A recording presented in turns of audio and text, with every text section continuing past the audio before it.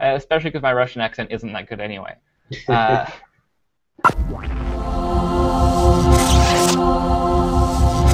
Hi, I'm Andrew Harvey. I am chatting with Gustin Prudner of ThunderBolt Labs, and we are talking all things. Talking all things RubyConf, and especially his talk.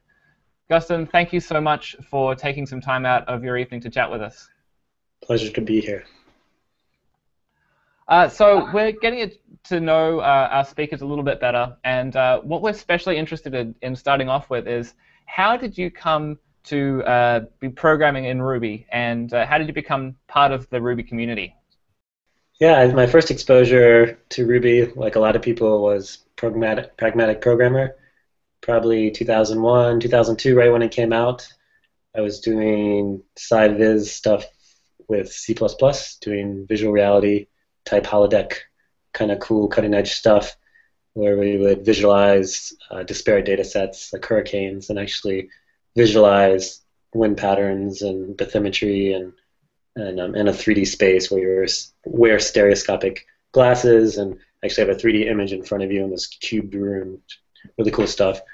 And yeah, Ruby really intrigued me. I was constantly shooting myself in the foot with C++ and this massive programs that were very complex, and I was a lot younger in those days, so I kind of thrived on the complex nature of it. But something about Ruby seemed really nice, so I actually used it to parse C++ files and kind of pre-compile them. I had written a low-level networking library for the SciViz package, and I used delimiters on each method in C++ and used Ruby to parse through that and actually make the messaging kind of dynamic, even though it was statically built. So it was kind of an excuse to use Ruby, but it actually made the system kind of neat. So that was my first exposure to it, and I didn't really use it again for quite a while. I moved from the SciViz world to more of the business world and got interested in stronger constraints around programs. The SciViz world is really fun, or science and research, but if you have enough time, you can really do anything. So I got more intrigued about the business world and having really constraints and actually delivering things with constraints, and that became more challenging. And so I think mostly when I started my own consultancy about 7 years ago, I started to use it full time. It was, my choice totally of what technology to use. So we really built the business around Ruby. Cool. And so with Ruby itself, what is it that excites you about Ruby as a programming language? Initially, and still, the aesthetics, the succinctness of it.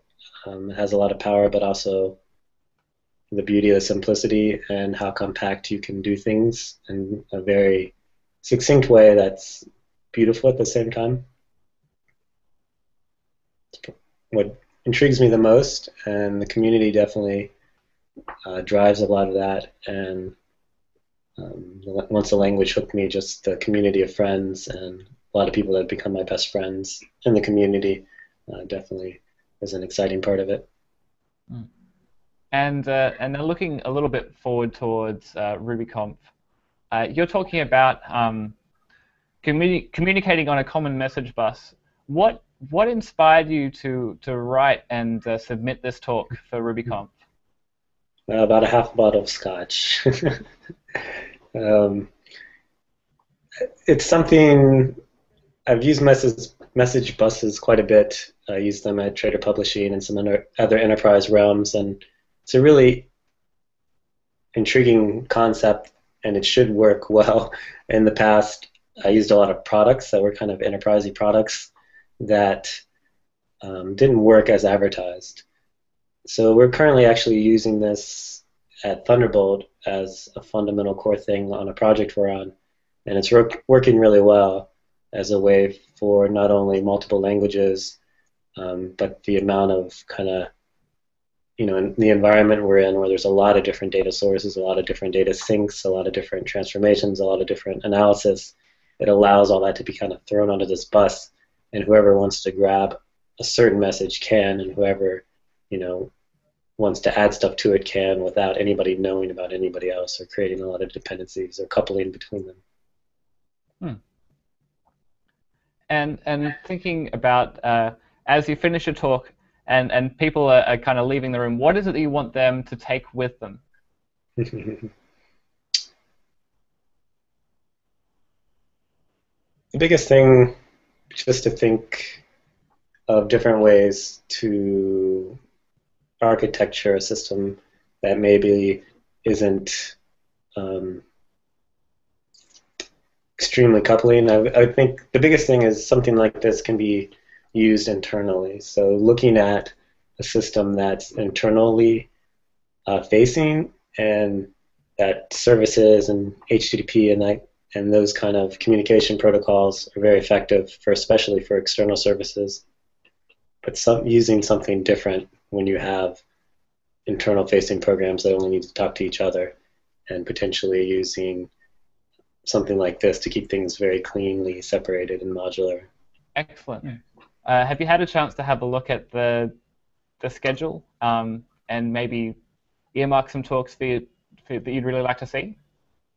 I have overlooked the schedule. I haven't set any in stone yet. I usually kind of get some rough ones in mind and then decide when I'm actually there, depending on how I'm feeling. Excellent. I'm really interested in this talk. The message busing and stuff is something I've never been able to implement in anger. Well, I sort of have. I've used I've ghetto hacked some different things into being message buses. But yeah, I'm really interested in looking at your talk and what you suggest and learning hopefully from some of your experiences. So yeah. Great. Yeah, hopefully it's helpful. Wonderful. Well, thank you very much for your time, and I'll see you in Miami. Okay. Take care. Safe travels.